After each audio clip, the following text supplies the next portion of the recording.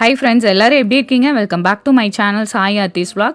என்னுடைய channel first time பார்க்குற மாதிரி இருந்தால் கண்டிப்பாக சப்ஸ்கிரைப் பண்ணுங்கள். மறந்துடாமல் பெல் ஐக்கானை ப்ரெஸ் பண்ணுங்கள். அப்போ தான் நான் போடுற வீடியோ உங்களுக்கு நோட்டிஃபிகேஷனாக வரும். நம்ம இன்றைக்கி சூப்பரான ஒரு ஹெல்த்தியான ரெசிபி தாங்க பார்க்க போகிறோம். முளைக்கட்டிய பச்சைப்பயிர் கிரேவி. இது வந்து ரைஸ்க்கு, சப்பாத்திக்கு, நான்க்கு, புலாவுக்கு எல்லாத்துக்குமே சூப்பராக இருக்குங்க.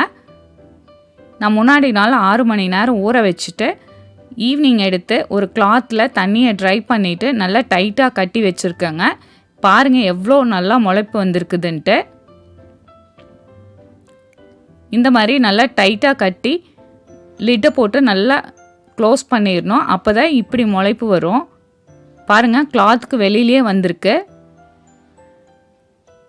நீங்கள் இந்த மாதிரியும் செய்யலாம், இல்லைன்னா ஃப்ரெஷ்ஷாக பச்சைப்பயிர் எடுத்துகிட்டு வறுத்துட்டு அதை வேக வச்சு கூட செய்யலாம். பாருங்கள் எவ்வளோ நீளமாக முளைப்பு வந்திருக்குன்ட்டு.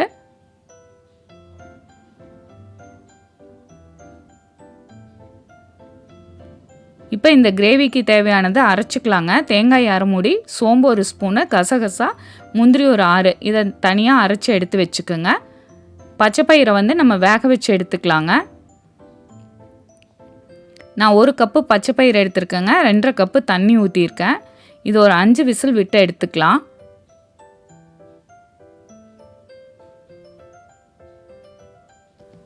குக்கர் லிட்டு மேலே தண்ணி வராமல் இருக்கிறதுக்கு இந்த மாதிரி நல்லா பபிள்ஸ் வந்ததுக்கப்புறம் நீங்கள் லிட்டை போட்டு மூடுனீங்கன்னா மேலே லிட்டு மேலே தண்ணி வராதுங்க. நானுமே இது ஒரு வீடியோவில் பார்த்து தாங்க ட்ரை பண்ணேன், ஆனால் தண்ணி வரலங்க.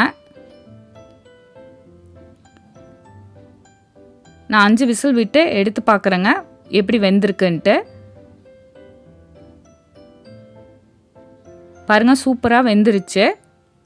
நீங்கள் முளைக்கட்டி வச்சும் செய்யலாம், இல்லைன்னா பச்சைப்பயிறு எடுத்துகிட்டு நல்லா வறுத்துட்டு வாஷ் பண்ணிவிட்டு இதே மாதிரி 5 விசில் விட்டு எடுத்துக்கலாங்க. பாருங்கள், நல்லா வெந்துருச்சு. இந்த மாதிரி நல்லா வேகணுங்க. தண்ணி இருக்கிறது வடிக்க வேண்டாங்க, அப்படியே வச்சுருங்க. இப்போ ஒரு பேன் வச்சுட்டு எண்ணெய் ஊற்றிக்கலாம். நான் கடலை எண்ணெய் ஊற்றிருக்கேங்க. கல்பாசி கொஞ்சம் ஆட் பண்ணிக்கிங்க. ரோஸ் பெட்டல்ஸ் கொஞ்சம் ஆட் பண்ணிவிட்டு ஜீரகம் 1/2 ஸ்பூன் ஆட் பண்ணிக்கலாங்க. ஸ்டார் அனீஸ் 1 ஆட் பண்ணிக்கிங்க.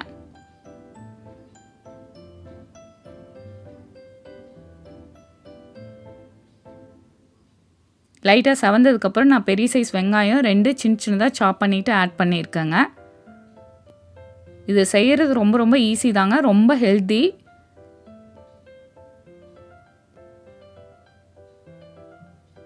இது லைட்டாக வதங்கினா போதுங்க, ரொம்ப கலர் மாறணுங்கிற அவசியம் இல்லை.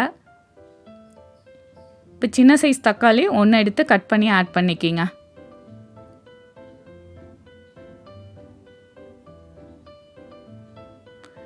தக்காளி நல்லா வதங்கினதுக்கப்புறம் இஞ்சி பூண்டு பேஸ்ட்டு இதில் ஆட் பண்ணிக்கலாம்.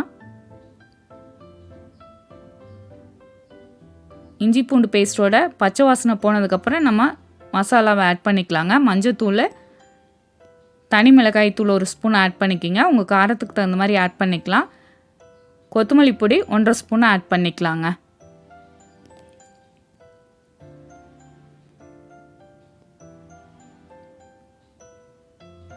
ஆட் பண்ணிவிட்டு இதையும் நல்லா மிக்ஸ் பண்ணி விடுங்க, பச்சை வாசனை போகிற அளவுக்கு. 1 நிமிஷம் கழித்து நம்ம தண்ணி இதில் ஆட் பண்ணிக்கலாம். நான் 2 டம்ளர் தண்ணி ஆட் பண்ணுறேங்க.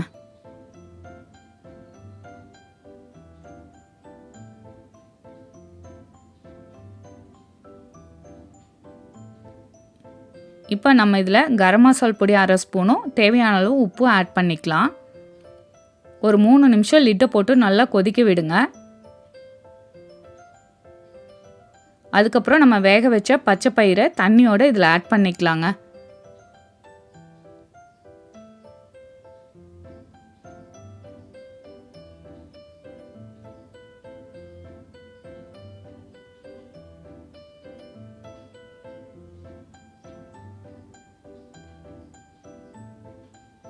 நல்லா மிக்ஸ் பண்ணி விடுங்க.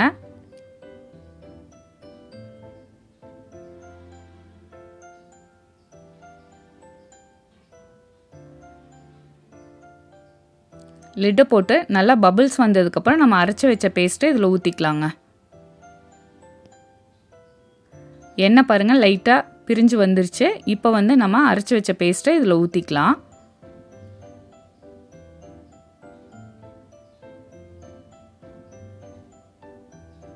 நான் கொஞ்சம் தண்ணி மிக்ஸ் பண்ணிவிட்டு ஆட் பண்ணியிருக்கேங்க.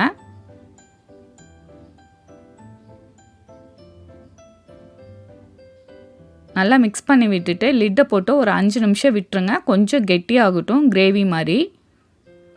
அப்போ தான் சப்பாத்தி ரைஸ்க்கு எல்லாத்துக்குமே சூப்பராக இருக்குங்க. நீங்கள் எந்த டைப் புலாவ் செஞ்சிங்கனாலும் இந்த மாதிரி கிரேவி வச்சு சாப்பிட்டு பாருங்கள், சூப்பராக இருக்கும். பாருங்கள் இந்த மாதிரி நல்லா கெட்டியானதுக்கப்புறம் நம்ம அடுப்பு ஆஃப் பண்ணிக்கலாம்.